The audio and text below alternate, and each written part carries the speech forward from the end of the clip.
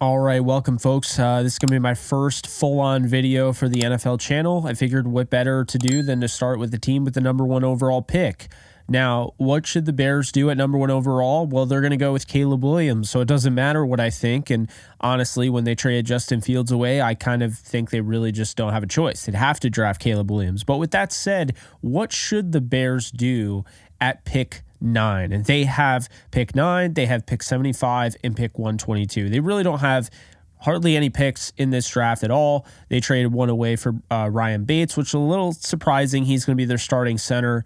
They wanted him a few years back, so they decided to go that route. And then, of course, they made a trade and ended up acquiring the rights to Montez Sweat during the season last year. Did sign him to a long-term deal, so you can't hate him there. That definitely made sense to go out and get Montez Sweat. With that said, I think at number 9, there's going to be a lot of options that the Bears have here.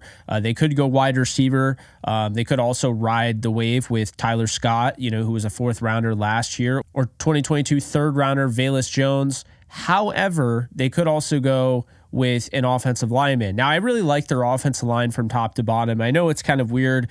Some people disagree. I think Braxton Jones is an absolute stud, okay? He's a young, growing left tackle. I think he can be one of those, top left tackles of the future.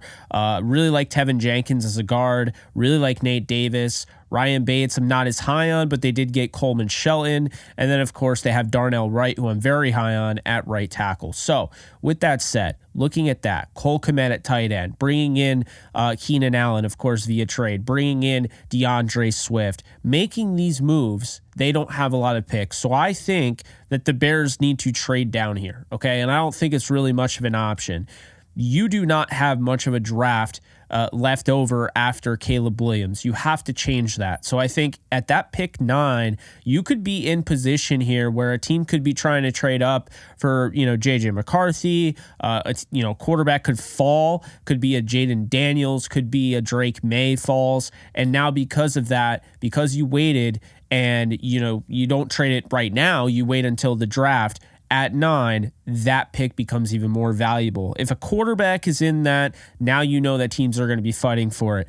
Also, because of the quarterbacks, because we're hearing about guys like Penix Jr. and, Bo Nix, there is a chance that there could be 5 quarterbacks go in the top 10, which that would do is it would push really, really quality, prospects, so for, you could be talking about Joe Alt, Olu Fashanu. I can't see Marvin Harrison Jr. falling that far or really Malik Neighbors, but you could see Roma Dunze. You could see guys like that, Fuaga.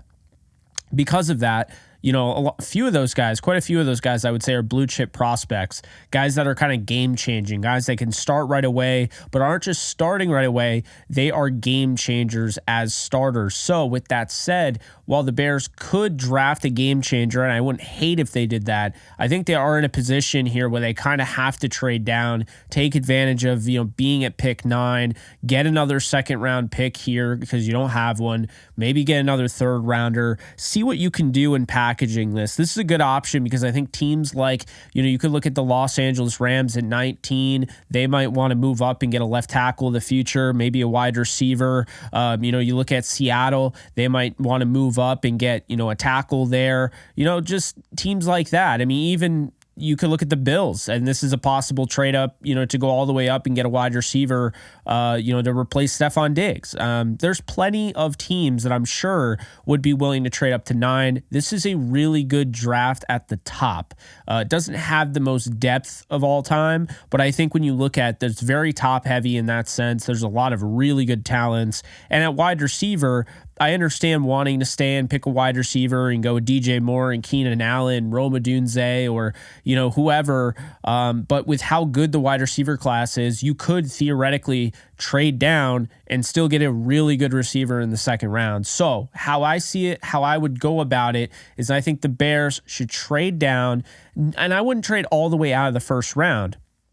I would trade down, maybe 10 or so spots. Probably, looking at this roster and everything, I think I might pick a receiver, and I might go with, either somebody like a Brian Thomas Jr. out of LSU, via that trade down, or, I might even pick, an additional best player available option, a guy that could really help me out just being that he is a better player, or I would trade down again. You really don't know how the draft is going to go. You really never know. But I think that's the important thing here is I think the Bears, they get their franchise quarterback. I understand, the instance of getting him a weapon at 9, but you just got Keenan Allen. So I think that bides you some time. I think Ryan Poles does ultimately decide to trade down from 9. I think it's too good of an option there because you could still get a really good prospect in the middle of this first round. So I think he trades down from 9, acquires a second, maybe adds a third and, some back round, day 3 picks. You're talking about the 5th, 6th, 7th round. And I think the Bears end up having a pretty solid rounded draft, despite the fact they're going into it with 4 picks. I think they come out of it with 8 or 9. So I understand that sounds kind of crazy, but I think with those trade downs, and there are options, they could trade down again in the first round. They could trade down again in the second.